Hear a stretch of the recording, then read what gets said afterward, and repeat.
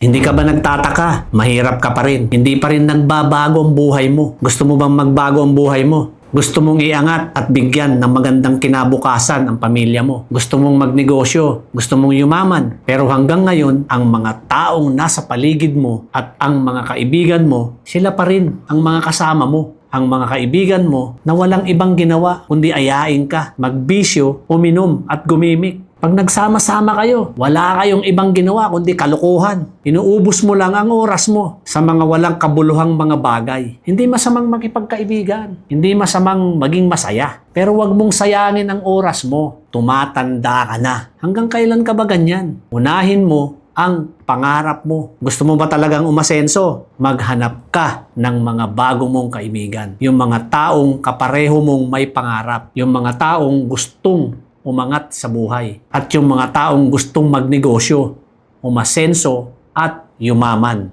Real talk lang mga ma'am sir. Kung gusto mong magbago ang buhay mo, piliin mo ang mga taong nasa paligid mo. Dahil malaking impluensya yan sa pagbabago ng buhay at pangarap mo.